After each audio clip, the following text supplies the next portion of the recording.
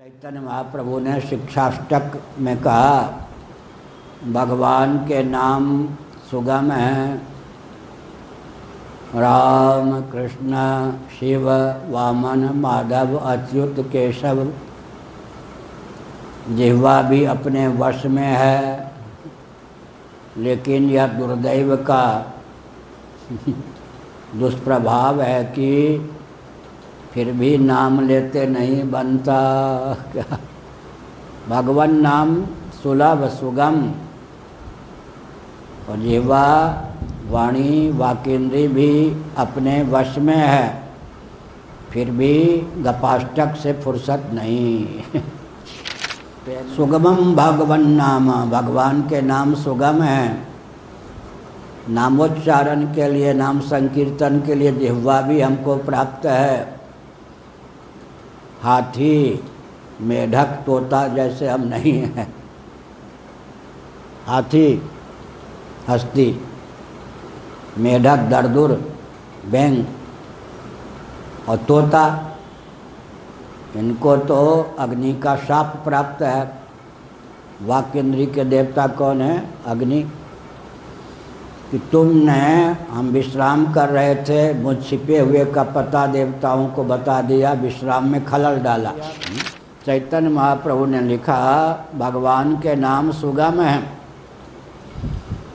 नाम में जितनी शक्ति सन्निहित है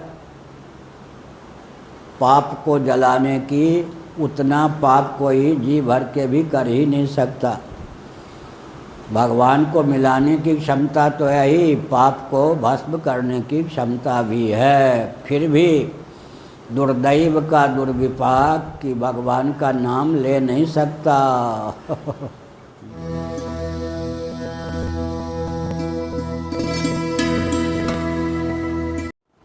श्रीमद्भागवत स्कंध 6 अध्याय 16 श्लोक 44।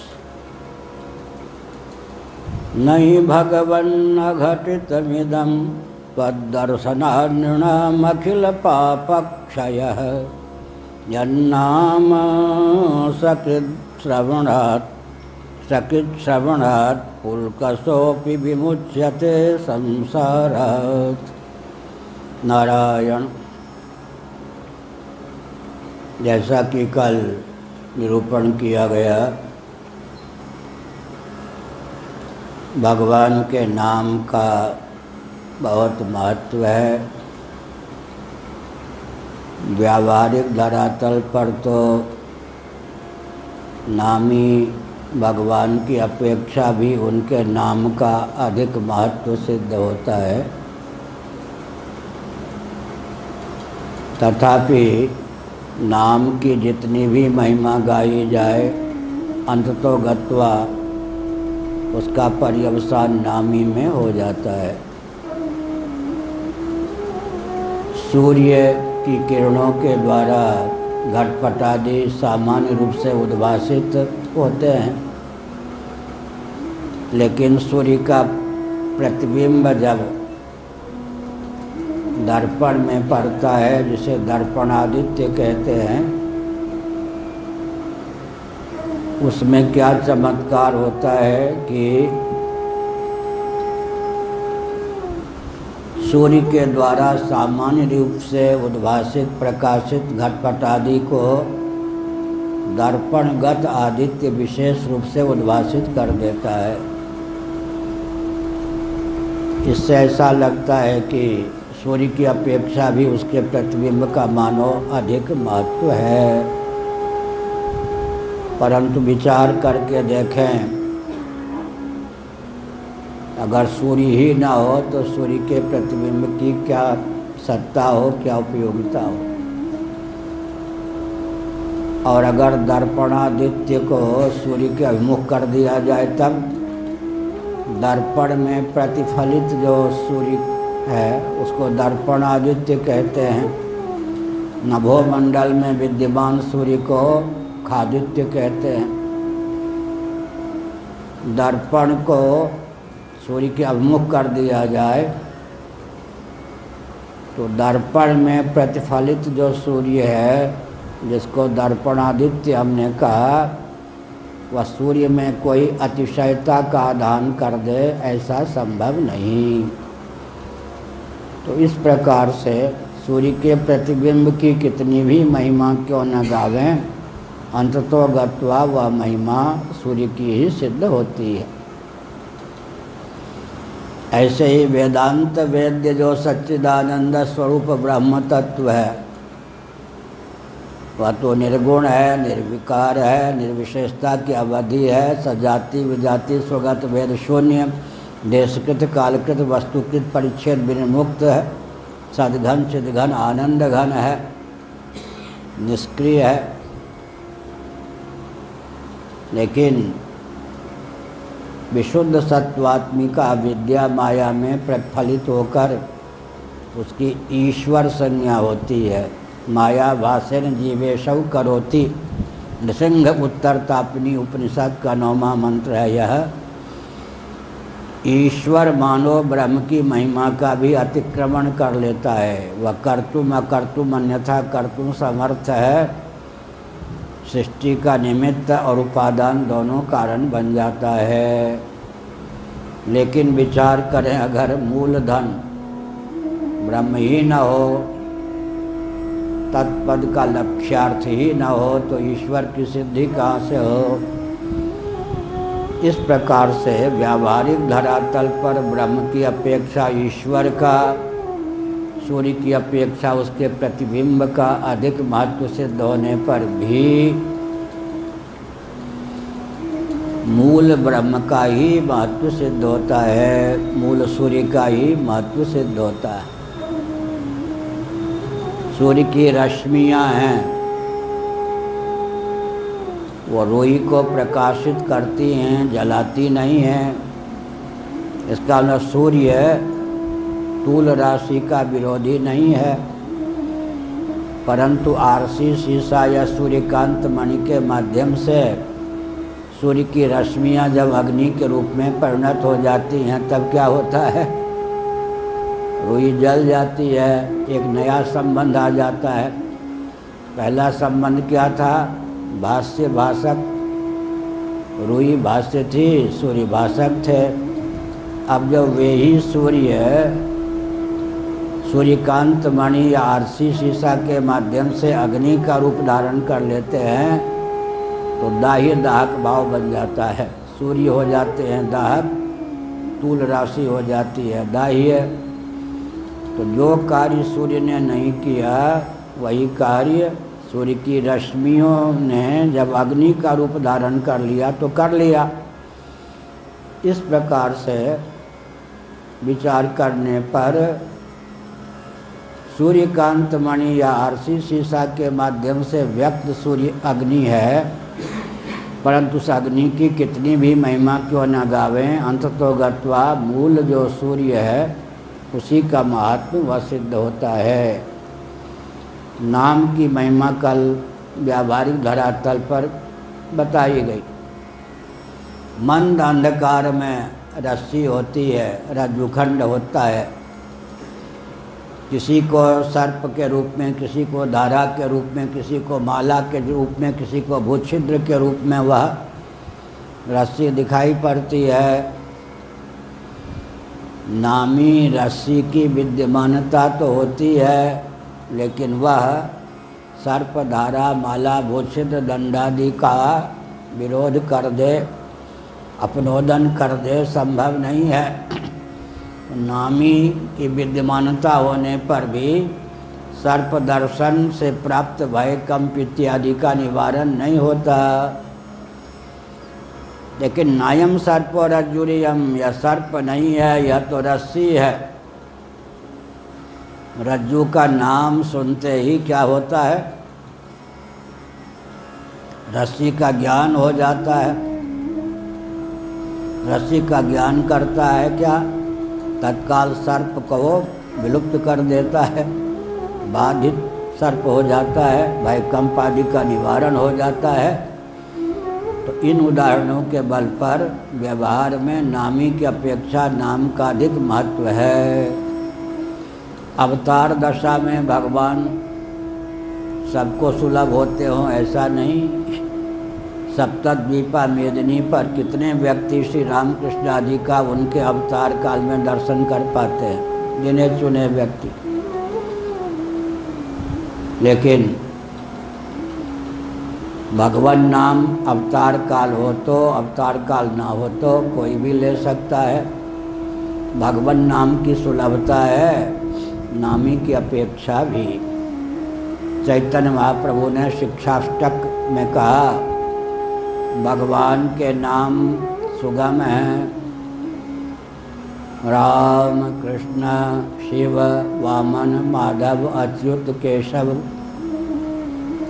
जिह्वा भी अपने वश में है, लेकिन यह दुर्दैव का दुष्प्रभाव है कि फिर भी नाम लेते नहीं बनता। भगवान नाम सुलभ सुगम, और जिह्वा वाणी वाकेंद्री भी अपने वश में है, फिर भी गपाष्टक से फुर्सत नहीं। ट्रेन में बहुत बड़ी शिक्षा मिलती है। ऐसे ऐसे गपाष्टक वाले आ जाते हैं, स्वप्न में भी नहीं लगता ये मनुष्य हैं। खाना पीना चाट पकौड़ी, उसकी निंदा उसकी स्तुति, तो मोबाइल से चिपके रहती हैं, मन लगता ही नहीं मनुष्य हैं ये। मानव जीवन का कोई लक्ष्य भाव इनके जीवन में है खाना पीना मरना बस। सुगमम भगवन नाम, भगवान के नाम सुगम हैं। नामोच्चारण के लिए, नाम संकीर्तन के लिए जिह्वा भी हमको प्राप्त है। हाथी मेढक तोता जैसे हम नहीं हैं। हाथी हस्ती, मेढक दरदुर बैंग, और तोता, इनको तो अग्नि का शाप प्राप्त है। वाक्येंद्री के देवता कौन है? अग्नि। कि तुमने, हम विश्राम कर रहे थे, मुझ छिपे हुए का पता देवताओं को बता दिया, विश्राम में खलल डाला। हमारे आदित्य अभी कांवरिया बन के गए हैं कहीं भगवान को जल चढ़ाने। हमारे प्रवचन के पहले हमने सुना है कि इधर चुपके से सो जाते हैं, और ऐसी जगह वो सोते हैं कहीं भी जब नींद आ जाती है, दिन हो रात हो, कि शायद ही कोई ढूंढ पावे। क्या हुआ? उस समय अगर आदित्य को कोई पकड़ ले, जान ले, लेकिन साथ वाले भी बड़े चतुर होते, कहाँ छिप के सो सकते पता लगा लेते। ट्रेन में भी स्टेशन आ गया, उतरना है, कहीं आप ट्रेन में ना रह जाएं, बहुत सावधान रहना पड़ता है। न जगाया जाए तो एक साथ 20 घंटे सोने की क्षमता है। काम भी बहुत करते, बहुत सज्जन है, एक साथ करवट बदले बिना 20 घंटे सो सकते हैं। नहीं तो 8 घंटे 10 घंटे स्वाभाविक है। इसका अर्थ क्या हुआ? अग्नि ने बहुत बड़ा काम किया, उसके बाद विश्राम की आवश्यकता हुई। कार्य करने के बाद, अभीष्ट सिद्धि के बाद व्यक्ति थक जाता है। बृहदारण्यक उपनिषद में वर्णन है। लोकवत्तु लीला कैवल्यम ब्रह्मसूत्र का वचन है। अभीष्ट की सिद्धि हो जाने पर, कोई प्रमुख कार्य का संपादन कर लेने पर, गुरुत्व युक्त पत्थर इत्यादि उठाकर यहाँ से वहाँ रख देने पर, कार्य की संपन्नता के बाद निद्रा देवी आलस्य का प्रकोप हो ही जाता है। तो ये जो 3 हैं, क्रम से इन्होंने बता दिया। लेकिन देवताओं को आवश्यकता थी कि अग्नि जगें, सुलभ हों, तो आगे का कार्य बन सके। अग्नि के वीर्य से ऐसा व्यक्ति उत्पन्न हो सके जो अराजक तत्व का दमन कर सके। अग्नि के विश्राम में खलल डालने वाले कौन कौन हुए? मेढक हुआ, दरदुर, तोता हो गया, हाथी हो गया। तीनों को शाप दे दिया। किसने? अग्नि ने। तेरी जिह्वा टेढ़ी हो जाए तो बिना जिह्वा के हो जाए, ऐसा। फिर देवताओं ने कहा तुमने हमारा काम साधा है, तो जिह्वा उल्टी होने पर भी तेरी होने पर भी, ना होने पर भी तू बोलने में कुछ समर्थ हो ही सकता है। हाथी चिघारता है नहीं ऐसे खेतरी बुद्धिया तोता तोता तोतली वाणी में बोल लेता है, मेढक टट करता है। इन तीनों को अग्नि का शाप प्राप्त है, अन्य देवताओं का वरदान प्राप्त है। तो जिह्वा प्रशस्त नहीं है। तो हमने क्या संकेत किया? चैतन्य महाप्रभु ने लिखा भगवान के नाम सुगम है। नाम में जितनी शक्ति सन्निहित है पाप को जलाने की, उतना पाप कोई जी भर के भी कर ही नहीं सकता। भगवान को मिलाने की क्षमता तो है ही, पाप को भस्म करने की क्षमता भी है। फिर भी दुर्दैव का दुर्विपाक कि भगवान का नाम ले नहीं सकता।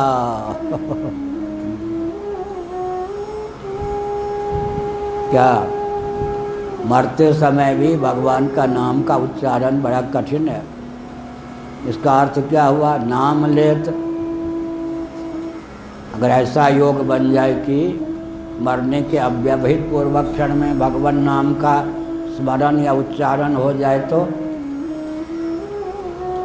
आवत नहीं, फिर भवसागर में व्यक्ति आता नहीं है और नाम लेते बनता भी नहीं है। दुर्दैव का दुर्विपाक भगवान नाम का संकीर्तन नहीं करने देता। तो हमने कहा कि भगवान नाम सुगम है, पाप ताप को नष्ट करने में समर्थ है। भगवान की अपेक्षा भगवान नाम सुगम है। भगवान की विद्यमानता होने पर भी क्या है, जब तक भगवान प्रकट न हो तब तक उनकी विशेष अर्थक क्रियाकारिता चरितार्थ नहीं है। सूर्य की रश्मि और रूई का जैसे विरोध नहीं, हमारे हृदय में भगवान भी हैं या नहीं? ईश्वर सर्वभूतानां हृदय से तिष्ठति, अहमात्मा गुडाकेश सर्वभूताशय स्थितः, ज्योतिषामपि तज्ज्योतिस्तमसः परमुच्यते, ज्ञानं ज्ञेयं ज्ञानगम्यं हृदि सर्वस्य विष्ठितम्। हृदय में भगवान विद्यमान है या हृदय